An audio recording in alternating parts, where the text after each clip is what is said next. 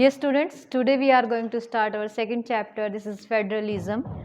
आज हम political science का दूसरा चैप्टर करेंगे, संघवाद. देखिए बेटा, इससे पहले जो चैप्टर हमने करा था that is power sharing. Both chapters are related with each other, एक दूसरे से संबंधित हैं दोनों ही चैप्टर. उसमें भी हमने पावर शेयरिंग के बारे में पढ़ा था. और सेम एज फेडरलिज्म क्या होता है, सबसे पहले हम यही जानेंगे कि व्हाट इज फेडरलिज्म, क्या होता है संघवाद. It is a system of government in which power is shared between central government and its various constituent units of the country. अब देखिए संघवाद क्या होता है. ये सरकार की एक ऐसी प्रणाली होती है जिसमें जो पावर है, जो शक्ति है, वो केंद्र सरकार और उसकी सब यूनिट्स में, मीन्स उसकी जो उप इकाइयां हैं उनमें विभाजित की जाती है. इसी को संघवाद बोला जाता है. अब फेडरलिज्म जो है उसके 2 लेवल्स होते हैं. First of all central government and second is state government. Central government for the entire country, it is responsible for a few subjects of national interest. देखिए हमारी जो केंद्रीय सरकार होती है, मैंने आपको बताया कि फेडरलिज्म में 2 लेवल ऑफ गवर्नमेंट होते हैं, सरकार के 2 स्तर होते हैं. इसमें पहली जो है वो सेंट्रल गवर्नमेंट होती है, मीन्स केंद्रीय सरकार होती है, जिसमें सरकार के पास जो भी रिस्पॉन्सिबिलिटी होती हैं, जो हमारे राष्ट्रीय महत्व के जो विषय हैं उनसे संबंधित जो भी उत्तरदायित्व होता है वो सारा का सारा हमारी सेंट्रल गवर्नमेंट के पास होता है. And second is the government for provincial and state, and this government look after day to day administrating of the country. और सेकंड लेवल जो होता है वो हमारी प्रांतीय सरकार का या राज्य सरकार का होता है. अब ये हमारी जो सरकार होती है उसको प्रतिदिन का जो भी प्रशासन से संबंधित जो कार्य होते हैं उनकी देखभाल इनको करनी होती है. Both government enjoy their power independently each other. और दोनों ही सरकारें अपने अपनी जो इनकी शक्तियां होती हैं उनका आज़ादी से इनका यूज करती हैं, उपयोग करती हैं. इसके बाद हम लोग फेडरलिज्म में 2 प्रकार की गवर्नमेंट जो हैं, एक यूनिटरी गवर्नमेंट होती है और दूसरा होती है फेडरलिज्म. उसमें तुलना करेंगे, उनमें कंपैरिजन करेंगे कि एक संघवाद सरकार और एकात्मक सरकार, यूनिटरी गवर्नमेंट का मीन्स होता है एकात्मक सरकार, उन दोनों में क्या अंतर होता है. Let us start to comparison between unitary government and the federal government. अब हम एकात्मक सरकार और संघात्मक सरकार के बीच में अंतर पढ़ेंगे. First of all, unitary government have only one level of government. हमारी जो एकात्मक सरकार है, जैसा कि इसके नेम से ही आपको पता चलता है कि यहाँ पे सिर्फ एक ही सरकार होती है. And federal government have 2 level of government. हमारी जो संघात्मक सरकार होती है वहाँ पे 2 लेवल होते हैं, सरकार के 2 स्तर होते हैं. The central government in unitary form of government can pass order to the local government. और एकात्मक सरकार जो है, मीन्स जो हमारी एकात्मक सरकार है वो अपने ऑर्डर्स को हमारी जो स्थानीय सरकार होती है उनको पास कर देती है. But in federal government government can not order to the local government. हमारी जो संघात्मक सरकार है वहां पे सरकार ऐसा कोई भी आदेश आगे पास नहीं कर पाती है. The central government is all in unitary form of government. हमारी जो एकात्मक सरकार होती है उसमें जो एकात्मक सरकार है वही सर्वे सर्वा होती है, मीन्स सारी की सारी जो पावर्स हैं वो उसी एक अंग के पास होती हैं. But in federal government the state government has some powers for which it is not responsible for the central government. हमारी जो संघात्मक सरकार है उसमें कुछ ऐसी शक्तियां होती हैं जो कि स्टेट गवर्नमेंट को दी जाती हैं, राज्य सरकार को दी जाती हैं, और राज्य सरकार उन पावर्स के लिए सेंट्रल गवर्नमेंट के प्रति, केंद्र सरकार के प्रति रिस्पॉन्सिबल नहीं होती है, उत्तरदायी नहीं होती है. और in unitary form of government there is no sharing of power. उसमें सत्ता की साझेदारी नहीं की जाती है. जो एकात्मक सरकार है उसमें पावर शेयरिंग नहीं होता, सत्ता की साझेदारी उसमें नहीं की जाती है. And in federal government there is balance of power between central and state government. और हमारी जो संघात्मक सरकार होती है वहाँ पे जो शक्तियाँ होती हैं वो सेंट्रल गवर्नमेंट को और स्टेट गवर्नमेंट को, मीन्स केंद्रीय सरकार को और राज्य सरकार जो है दोनों के बीच में ही इक्वली इनको डिस्ट्रीब्यूट किया जाता है. कोई भी सरकार एक दूसरे के ऊपर किसी भी प्रकार का कोई इम्पोज नहीं कर सकती, एक दूसरे के ऊपर किसी भी प्रकार का दबाव नहीं डाल सकती है. Features of federalism. Now we will discuss about the features of federalism. संघवाद की विशेषताएं क्या होती हैं? First of all, it have two level of government. हमने स्टार्टिंग से ही पढ़ा है कि हमारा जो संघवाद है या फेडरलिज्म है, यहाँ पे गवर्नमेंट के 2 लेवल्स होते हैं, that is central government and state government, केंद्रीय सरकार और राज्य सरकार।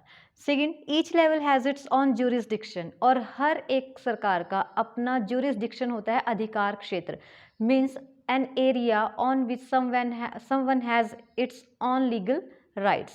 एक ऐसा अधिकार क्षेत्र, एक ऐसा कानूनी क्षेत्र जिसके ऊपर किसी व्यक्ति का अपना कानूनी अधिकार होता है, उसको jurisdiction बोला जाता है।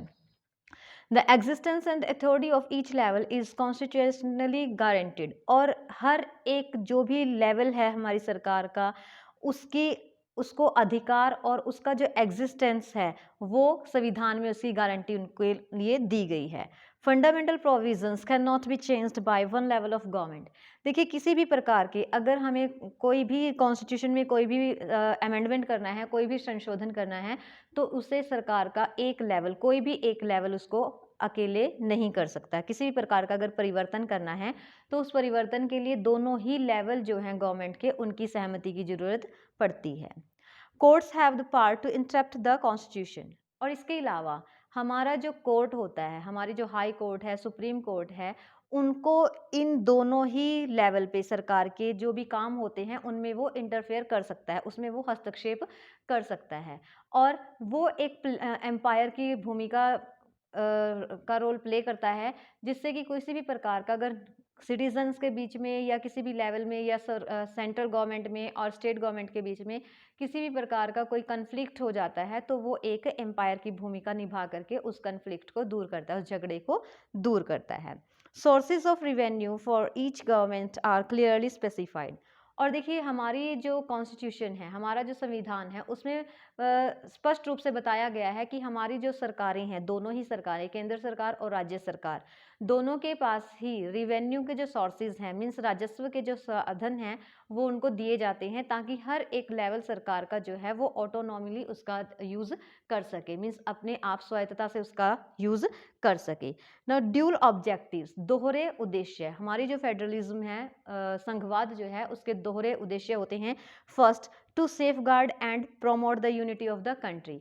सबसे पहले तो हमारे जो नागरिक हैं देश के, उनको सुरक्षा प्रदान करना, और सेकंड जो इसका ऑब्जेक्टिव है, that is to promote the unity of the country, देश की जो एकता है उसको प्रोत्साहन देना। तो ये सारी की सारी हमारी फेडरलिज्म या संघवाद की विशेषताएं हैं। आगे हम लोग डिस्कस करेंगे कि फेडरलिज्म जो है, इसका फॉर्मेशन कैसे किया जाता है, इसका जो गठन है वो किस प्रकार से किया जाता है। फॉर्मेशन ऑफ फेडरलिज्म, संघवाद का गठन किस प्रकार से किया जाता है। इसके 2 रूट्स हमें बताए गए हैं, 2 तरीके हमें बताए गए हैं जिस प्रकार से हम फॉर्मेशन कर सकते हैं फेडरलिज्म का। 2 तरीके हैं। First of all, coming together means साथ लेकर के चलना, होल्डिंग टुगेदर और साथ आकर के संघ बनाना। First of all we will discuss about the coming together federation, कि किस प्रकार से हम साथ लेकर के अपना संगठन बना सकते हैं। Firstly, independent states come together and form a bigger unit. इसमें क्या होता है कि जो बड़ी बड़ी स्टेट होती हैं, जो इंडिपेंडेंट स्टेट्स हैं, वो अपने आप एक साथ आकर के इकट्ठी होती हैं और एक बड़ा यूनिट का निर्माण करती हैं और एक बड़ा इकाई का निर्माण करती हैं। और यहाँ पे दे हैव इक्वल राइट्स, उन सबके पास, ये हमारा जो कमिंग टुगेदर है, सबके पास इक्वल राइट्स होते हैं, समान अधिकार सबके पास होते हैं। They can retain their identity, they can increase their security. और वो लोग, मतलब जो ऐसे संगठन बनाते हैं, वो अपनी पहचान को बनाए रखते हैं, उसके साथ साथ वो अपने देश की सुरक्षा को भी बढ़ाते हैं। यहाँ पे उसके एग्जाम्पल्स हमें दिए गए हैं, that is USA, Switzerland and Australia. USA, Switzerland और ऑस्ट्रेलिया ऐसे ही संगठन के उदाहरण हैं, ऐसे ही फेडरलिज्म के उदाहरण हैं। Now we will discuss about holding together federation. Holding together federation में क्या होता है, साथ लेकर के संघ बनाना या चलना में क्या होता है। A large country divide it's power between the central and local government. इसमें क्या होता है, इसमें एक बड़ा जो देश है वो अपनी शक्तियों का वितरण करता है, सरकार, केंद्र सरकार के रूप में और राज्य सरकार के रूप में। Central government tends to be more powerful. और इसमें क्या होता है, हमारी जो केंद्रीय सरकार होती है वो ज़्यादा शक्तिशाली होती है as comparison to state government. और दे हैव अनइक्वल पावर्स, उन लोगों के पास मीन्स इस प्रकार का जो फेडरलिज्म बनाया जाता है, जो संघ बनाया जाता है, वहाँ पे जो शक्तियाँ होती हैं वो असमान होती हैं, असमान शक्तियों का उपयोग वो लोग करते हैं। For example India, Spain and Belgium, और इंडिया, स्पेन और बेल्जियम जो हैं वो होल्डिंग टुगेदर फेडरेशन के एग्जाम्पल है। इसके बाद हम लोग डिस्कस करेंगे कि भारत में किस प्रकार से फेडरलिज्म को फॉर्म किया गया, किस प्रकार से उसका निर्माण किया गया था। अब हम लोग जानेंगे कि what makes India federal country, Bharat जो है वो किस प्रकार से एक संघीय देश है। लेटर इससे पहले हमने पढ़ा कि फेडरलिज्म क्या है, एक फॉर्म ऑफ गवर्नमेंट है जहाँ पे 2 लेवल्स ऑफ गवर्नमेंट होते हैं, सरकार के जो हैं वो 2 स्तर होते हैं। Now later third level of federalism was added in the form of panchayats and municipalities, और फेडरलिज्म में तीसरे स्तर को शामिल किया गया जो कि म्यूनसिपैलिटी और पंचायत के रूप में था।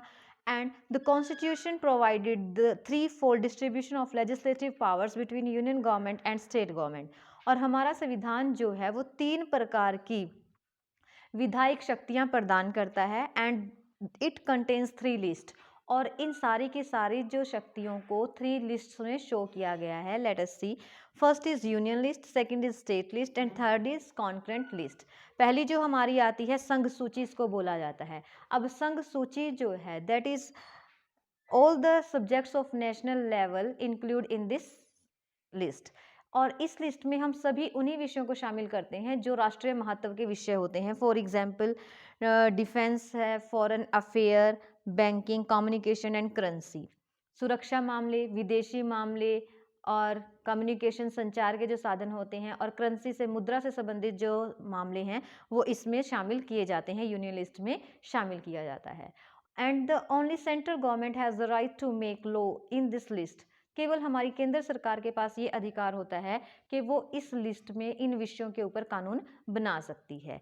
Second is state list. State list में क्या होता है, राज्य सूची में क्या होता है, इसमें सब्जेक्ट ऑफ स्टेट इंटरेस्ट, सारे के सारे विषय जो भी राज्य के इंटरेस्ट के होते हैं, राज्य की रुचि के विषय होते हैं, उनको इनमें शामिल किया जाता है। For example police, trade, commerce, agriculture and irrigation, police, व्यापार, वाणिज्य, कृषि और सिंचाई को इसमें शामिल किया जाता है। And in this list only state government can make laws, और इन सूचियों में सिर्फ राज्य सरकार के पास अधिकार होता है कि वो अपना कानून यहाँ पे बना सकती है। थर्ड इज कॉन्करेंट लिस्ट, जिसे हम समवर्ती सूची भी कह सकते हैं, और इसमें जो सब्जेक्ट्स हैं वो बोथ इंटरेस्ट के होते हैं, कॉमन इंटरेस्ट के, जो सामान्य रुचि के जो विषय होते हैं उनको इसमें इंक्लूड किया जाता है। For example education, forest, trade union, marriage and adoption, शिक्षा, जंगल, वन, व्यापार संघ, विवाह, और जो आपका एडॉप्शन होता है, गोद लेने वाले जो नियम है वो इसमें लिए जाते हैं। और इसमें बोथ सरकार, central government and state government can make the laws, but if there is any conflict between the law of the central and state government, then the preference will given to the central laws। देखिए कई बार क्या होता है, इन विषयों को लेकर के राज्य सरकार और केंद्र सरकार के बीच में झगड़े जैसी कंडीशन हो जाती है, तो इसमें सेंट्रल गवर्नमेंट के द्वारा जो विषय, जो नियम बनाए जाते हैं उनको महत्व दिया जाता है, और राज्य सरकार के को महत्व नहीं दिया जाता। इसके अलावा जब हमारा कॉन्स्टिट्यूशन बना था तो उस टाइम में कुछ ऐसे मैटर्स थे जिनको किसी भी लिस्ट में इंक्लूड नहीं किया गया था, तो ऐसे विषयों को हम रेसिड्यूरी लिस्ट में इंक्लूड करते हैं, आधी सूची में उनको शामिल किया जाता है। फॉर एग्जांपल हमारा जैसे ये आईटी से रिलेटेड जो भी हमारे जो सब्जेक्ट्स हैं उनको रेसिड्यूरी लिस्ट में इंक्लूड किया जाता है। हाउ इज फेडरलिज्म प्रैक्टाइज्ड, एक देश में जो संघवाद है वो कार्य किस प्रकार करता है। किसी भी कंट्री के फेडरलिज्म को सक्सेसफुल कराने के लिए केवल government policies are not sufficient, सरकार की जो नीतियां हैं केवल उन्हीं के द्वारा उनको सक्सेसफुल नहीं किया जा सकता, उसको सफल नहीं बनाया जा सकता है। इसके लिए सरकार जो है उसको बड़े ही हार्ड स्टेप लेने पड़ते हैं। Let us see, first of all linguistic state. हमारे कंट्री में, हमारी जो एक डेमोक्रेटिक कंट्री है, प्रजातांत्रिक देश है हमारा, तो यहाँ पे सरकार के सामने सबसे पहले जो डेमोक्रेसी का टेस्ट था, डेमोक्रेसी में फेडरलिज्म का टेस्ट था, वो दैट वाज लिंग्विस्टिक स्टेट्स के, यहाँ पे भाषाई राज्य थे। अब 1947 के बाद हमारा कंट्री इंडिपेंडेंट हुआ और वहाँ पे काफ़ी भाषाई लोग थे, तो हमारी सरकार के सामने ये एक बड़ा चैलेंज था कि किस प्रकार से फेडरलिज्म को सक्सेसफुल वहाँ पे चलाया जाए। तो इसके लिए हमारे जो कॉन्स्टिट्यूशन मेकर्स थे उन्होंने क्या किया, लैंग्वेज बेस्ड पे उन्होंने कुछ स्टेट्स का फॉर्मेशन किया और जो एक ही भाषा के लोग थे उनको एक ही एरिया में कलेक्ट कर दिया गया। फॉर एग्जांपल नागालैंड, यूके और झारखंड, मीन्स उत्तराखंड और झारखंड ऐसे ही स्टेट हैं जिनको लिंग्विस्टिक आधार पर बनाया गया था। उसके बाद आता है language policy. This was the second test of our government कि how much federalism is successful in our country. हमारे देश में जो संघवाद है वो कितने मात्रा में सफल हुआ है, कहाँ तक ये सक्सेसफुल इसको मिली है।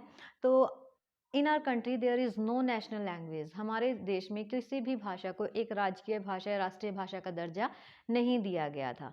तो सरकार ने क्या किया, there are 21 languages recognised as schedule languages. हमारे संविधान में 21 हिंदी के अलावा 21 लैंग्वेजेस हैं जिनको अनुसूचित जाति में रखा जाता है। इट मीन्स ये है कि कोई भी कैंडिडेट अगर एग्जामिनेशन के लिए जाता है, परीक्षा के लिए जाता है, तो उसको अपनी लैंग्वेजेस में भी क्वेश्चन पेपर वहाँ पे अटेम्प्ट करने के लिए मिल जाता है। बट यहाँ पे क्या था, फिर गवर्नमेंट ने कहा कि 1956 के बाद हमारा जो इंग्लिश को एक ऑफिशियल लैंग्वेज बनाया गया था उसको बाद में चेंज करके हिंदी कर दिया जाएगा। बट फिर यहाँ पे क्या हुआ, कुछ स्टेट्स ऐसी हैं हमारे देश में, हमारे राज्य में, जहाँ पे हिंदी जो है वो लैंग्वेज यूज़ नहीं की जाती। Only 40% people speak Hindi in our country. सिर्फ 40% लोग ऐसे हैं जो हिंदी भाषा का उपयोग हमारे देश में करते हैं। तो सरकार को क्या करना पड़ा, उनको अपना ऑर्डर जो था वो वापस लेना पड़ा। कॉन्स्टिट्यूशन में कहा गया था कि 1956 के बाद जो है हिंदी को एक ऑफिशियल लैंग्वेज डिक्लेयर कर दिया जाएगा। बट फिर वहाँ पे दोनों ही लैंग्वेजेस को, हिंदी और इंग्लिश दोनों ही लैंग्वेजेस को ऑफिशियल लैंग्वेजेस के रूप में रखा गया था। इस प्रकार से भारत में जो फेडरलिज्म है वो प्रैक्टाइज्ड है, काम करता है। उसके बाद आपके पास आता है सेंट्रल स्टेट रिलेशनशिप। किसी भी देश की जो संघात्मक सरकार है या जो डेमोक्रेसी है वो इस बात पर निर्भर करती है कि वहाँ की जो सेंटर और स्टेट गवर्नमेंट है उनके बीच में संबंध कैसे हैं। अगर सेंटर में गवर्नमेंट सेम है और स्टेट में भी वही सरकार है तो उनका जो फंक्शनिंग होता है वो बहुत अच्छे से हो जाता है। एक सरकार जो है वो दूसरी सरकार के बीच में किसी भी प्रकार का इंटरफेरेंस नहीं कर सकती। और पहले क्या था, हमारे फेडरलिज्म में जो सेंट्रल गवर्नमेंट होती है that was more powerful as comparison to state government.